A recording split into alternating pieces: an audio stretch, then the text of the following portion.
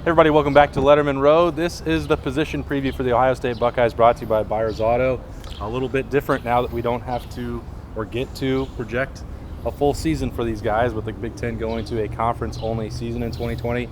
We're still going to talk about the linebackers, and they're still going to make their best effort to play a season. So that means another year of the captain, Tough Borland. There's no conversation that we can talk about with the linebackers that doesn't start there.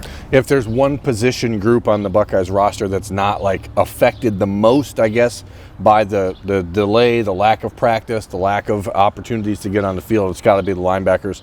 It is a veteran group. It's not only a group that has returning guys like Tough Borland and Pete Warner and Baron Browning, but veteran guys who are inexperienced like Dallas Gant and Taraja Mitchell and Kayvon Pope, a handful of young guys coming up. It is a really deep group, a really talented group, but it's a group that loses 7 dudes after this year. So things get a little wild in the next cycle and a half. Well, you didn't even mention Justin Hilliard in on day one. Right, I mean, it's another. He's a 6th-year senior, got that approved. Kind of surprising in some ways that he's still around. But day one, when Ohio State was dealing with a little bit of injury uncertainty in spring camp, that 1 week in March, Justin Hilliard was out there as a starter. I don't think that's likely for him if they got a full strength unit, Spencer, but that's a reminder of the remarkable depth this unit has. Yeah, I'd really like Justin Hilliard's prospects for this year, because if you look at the schedule now that it's all Big Ten, we know exactly who they're going to play.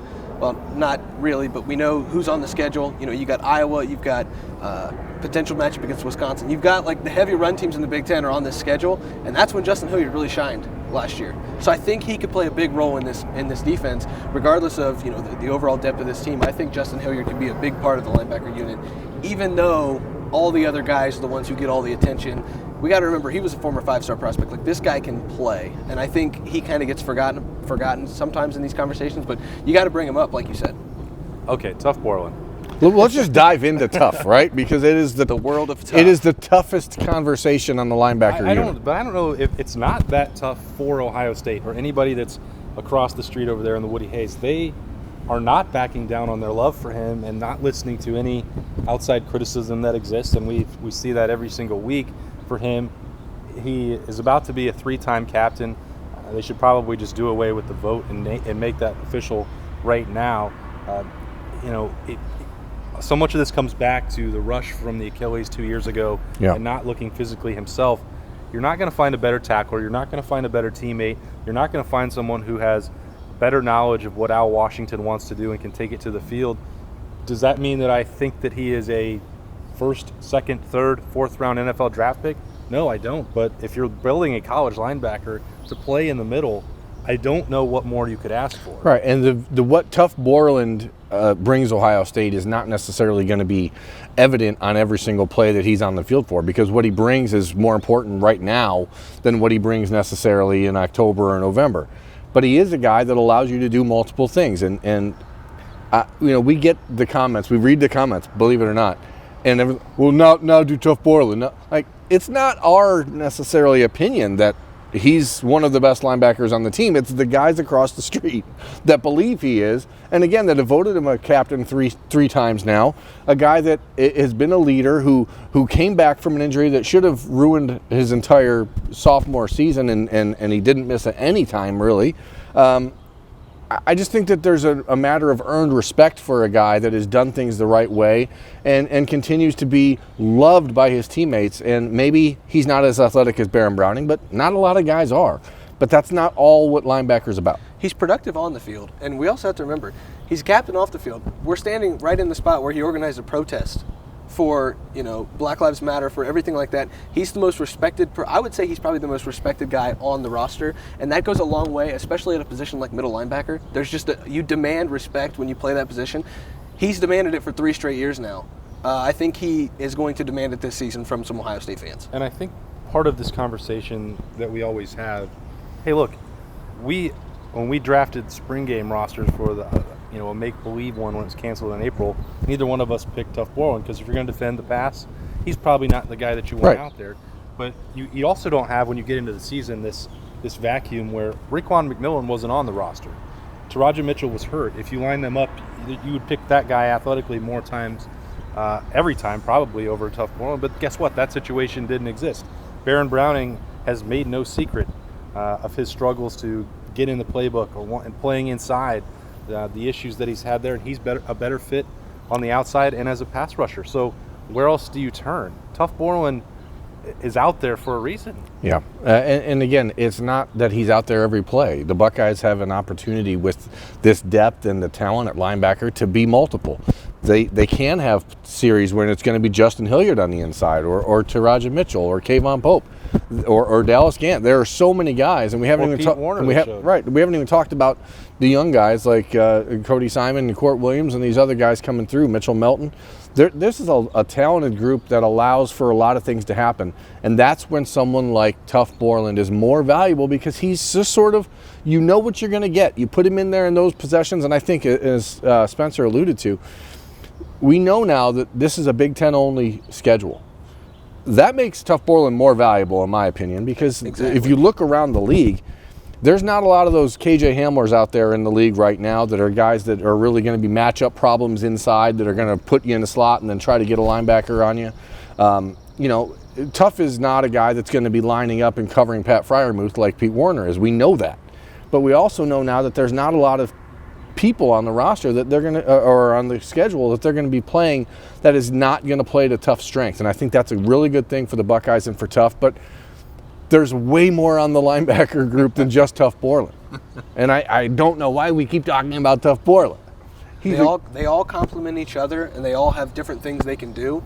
And nobody likes to point out what the shortcomings are of all the other linebackers. They just say, well, Tough Borland. Yeah. And so it is what it is almost at this point. You're kind of resigned to the fact that it's going to happen. And well, Pete Werner gets the same sort of... And the Pete Werner stuff, I don't know where these critics are of Pete Werner. They don't tend to show up as frequently when I'm looking, because Pete Werner last year was, I would say, the most valuable, overlooked piece of that defense. He was the best linebacker on the team, without question. It would not, what happened last year with the rise of that defense could not have happened without Pete Werner. We spent last year at this time, we were talking about Brendan White and the bullet and the versatility. Well, guess what? Pete Werner obliterated that conversation, because he could play safety, he could play outside linebacker, he could play, you talked about covering Freiermuth and breaking up passes against tight ends. Pete Werner did all of that. And Al Washington made a joke about that when I asked him in March before this all shut down. He played almost every position on defense except defensive tackle. Yeah. Like, he could do everything Ohio State can do. And again, if you're just trying to project where these guys are at the NFL, there are some people across the street that believe that he'll be in the top 2 rounds of the NFL draft. That doesn't matter. You're not just going to build a defense that has 11 first-round draft picks. That's impossible. You have to have guys that fit what you're trying to do, that can play really top-notch college football. And Ohio State has 6 of them at linebacker, but Tough Borland and Pete Werner consistently beat them out for roles, and there is a reason for that. They are damn good football players. Right, and again, this isn't our decision. We're not selecting starters. If I was selecting a starter, Pete Werner would not ever be on the bench. Right. Pete Werner has proven time and time again that he is the most versatile player on the defense, I think. And again, we were talking, as Brandon White won the Rose Bowl MVP 2 years ago, the whole thought process behind the bullet was that he was going to be the guy who then just slid into that role. And now he's playing at Rutgers. So you have to ask yourself exactly if you're one of those people out there and you think that Pete Werner is not a good football player, I ask you, stop watching football. That's not a question. I'm asking you. It's a request. It's a request. I'm behesting. I just keep going back to the play, like you said, where Pat Freiermuth ran a quick out in the middle of the open field. I think it was even like a trips. Like, there are a few linebackers who were going to make that play. And Pete Werner broke up the pass. It was the first possession of the game. Ohio State gets the ball, goes down and scores a touchdown. That set the tone, and it all started with the Pete Werner pass breakup on a top 5 tight end in the country. You're not finding that in a lot of linebackers, and I think that play just exemplifies what Pete Werner means to the defense. All right, where does Taraja fit in? I mean, Taraja, much like Baron Browning, has to be healthy, and that's something he struggled with. And you know he's a thumper. He's a hitter. He's contributed on special teams. You've seen him make big plays in that respect, and he's a guy that has a lot of respect in the locker room. And I think one of the things, and this is not exclusive to Taraja Mitchell, this is to Kayvon Pope, this is to Dallas Gant, that entire group from the 2018 recruiting class. that group is so well respected and so well liked because they've sat behind Tuff Borland and Pete Werner for the last 3 years, and none of them have left. None of them have moved on and decided to go play somewhere else where they could have got on the field easier. They all have options. They all could do that, but they're all well respected. They all grind. They all work hard. And the difference between, I guess if we're creating a spot for Taraja Mitchell, is he the guy that can be the stopgap between Baron Browning and Tuff Borland, where he can sort of fit the mold of a hybrid of those two guys? Somebody who's a little more athletic, but still is a really good run stopper, a really good hitter in filling gaps and filling holes and playing the defense and leading the defense. So it's hard to see where he fits in, but the reality is when you have 7 different linebackers that should be playing, you just have to find a way to rotate. Maybe we'll see Al Washington do a little bit more of what Larry Johnson's done in the last few years, because at this point, those kids have to play. I think it's almost like what Brian Hartline does with the wide receivers. You play 6 of them. There are a couple of them that you always have on the field because they're consistent. But other than that, you're just rotating guys and playing to strengths based on what you see from the offense. And, we're not X's and O's guys like crazy, but there's a spot for every single one of these linebackers to make an impact in different situations. Well, Justin Hilliard's is in the run game. Maybe Kevon Popes is in the pass game. He had 2 interceptions last year in back-to-back games. Justin Hilliard had the biggest interception of the year against Penn State. Tuff Borland might be better suited against the Iowas of the world, but that's just what it is. And these linebackers all have different things they can do that help this defense become a top 5 defense in the country. I think what's fascinating, while we're talking about the in-conference only, we're talking 9 or 10 games now. Those kids who could play 4 games and redshirt, are they going to get those moments? Are we going to get to see Cody Simon and Court Williams and Mitchell Melton at all this year? Is that sort of 4-game redshirt year almost eliminated for people? I know you still have Rutgers and those teams on the schedule, but Rutgers is going to be a better team under Greg Schiano. They've got, I think, 36 different transfers coming into their Ohio program. State has Illinois on the schedule. That's a game that you should see. Normally, Birmingham, you raise a good point. And normally, this is where we'd make a prediction about stats, but we can't do that anymore because we don't know the number of games. One prediction I would make is that the NCAA is going to have to make allowances for rosters. For the long term, that means that the 85 scholarship limit, that's probably going to be gone because you're about to have 2 classes coming in at the same time. And the other thing is that I bet that they give everybody 5 years to play 5 seasons. Yeah. And the 4-game rule is great when you have 12 to 15 games, and it's been a huge boon. But there's also limitations to it and makes it harder for coaches, makes it harder for players. And I bet, especially if you're going to a season like this, the NCAA is going to make allowances so that everybody can play without losing one of their 5 years. Just give it to them. Yeah, because you really sure good hope players so. are still going to leave after 3. It doesn't matter. That's my prediction. I think that has to happen. And the NCAA is obviously in a unique situation that we've never seen before. That means they're going to have to do unique things. And we could veer off on that topic all we want, but the impact that it has on the roster, especially at linebacker, because again, you have these 3 linebackers in Pope, Mitchell, and Dallas Gant, who I think we're just waiting for them to get their moment. And now this year, when they would have probably played half of the games, 5-6 games where they would have played a significant time, now maybe you're not looking at that. And so now you wonder, okay, now do these guys leave? Do they get frustrated and go?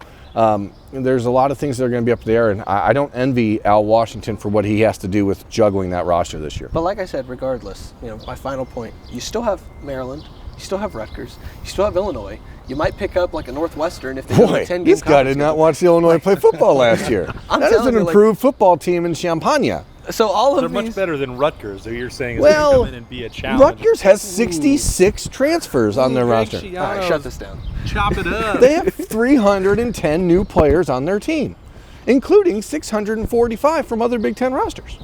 That's a lot of math. A lot of math, folks. I'm not sure it all adds up, but who cares? This has been the linebacker positional preview. It's brought to you by Byers Auto here at Lettermen Row, where we're not going to slow down. We don't know what the season's really going to look like, but we're going to cover Ohio State athletics no matter what. That's Spencer Holbrook. That's Jeremy Birmingham. I'm Austin Ward. We will see you next time on Lettermen Row.